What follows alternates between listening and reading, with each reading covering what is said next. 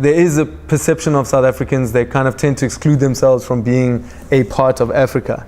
You know, you have to look at it on many levels. Physically, we are part of Africa, like we are. But when you travel, it doesn't have the same problems. It doesn't have the same challenges. You know, there are a lot of shared things that we have, but we are quite removed from the realities of the rest of Africa. It irritates me and bothers me when people refer to that, when they say, you know, when they're in South Africa and they say, I'm going into Africa. It's like you're in Africa every day. So as much as it's a reality, it's also a problem. I don't think people should position themselves like that.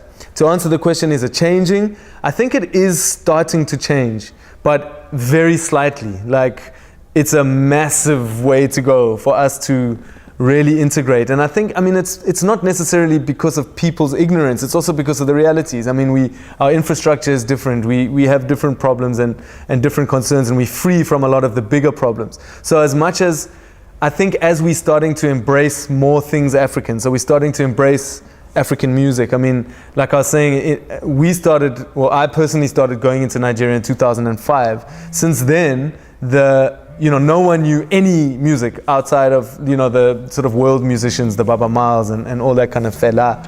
But no one knew what was happening in a contemporary space. Now you're actually hearing Nigerian contemporary pop music on radio stations. And so for those things, yes, we're starting to accept in a mainstream, very accepting way. We did a concert in April this year in Durban, where we called it the MTV Africa All-Stars. And we kind of took the biggest sort of contemporary artists from our key territories and put them on one stage in Durban. And to see the South African crowd react to that and actually know the lyrics of some of the songs and really get into it, you can't deny it is changing. I think it's changing more in the younger sort of youth generation because it's more normal for them.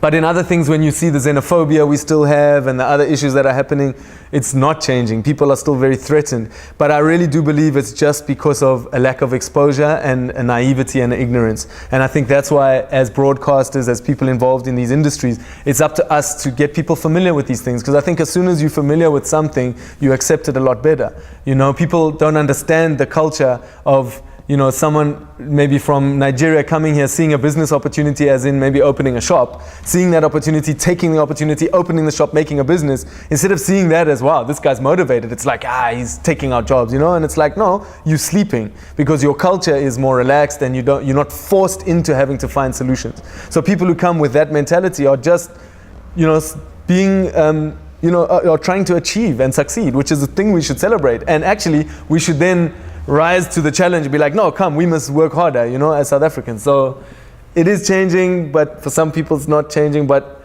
it definitely is changing in a mainstream kind of media space, and hopefully that'll infiltrate into the mindset.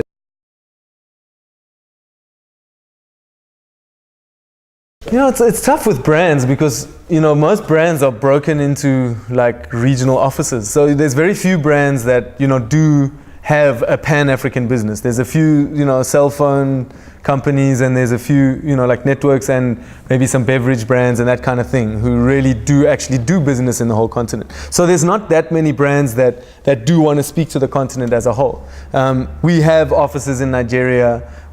So we kind of then create bespoke content for our Nigerian clients, and then our South African clients, we're creating South African content. And when you offer them the value add of the continent as a whole, they're kind of like, that's nice, but that's not our responsibility. We're not trying to sell our product there. There's an office there who's trying to sell. But the few that do, yes, there's a lot more interest happening. I mean, I just came back from Nigeria now. On that flight, it used to be where I was the only sort of of European descent. I was the only sort of like European descent person on the plane going to Nigeria. Now it was like there were two like non-white people on the plane going to Nigeria. All of them talking about they're doing this business, they're doing that business, they're doing that business. So there's a lot, there is a lot growing and a lot happening. But other than that, you know, people are starting to appreciate. After a talk like this, people will come and say, hey, I loved it, it's amazing to see what's happening. So it's spreading, but it's not like suddenly everyone's coming to us. I think our problem as MTV is we haven't really shouted enough about what we have done.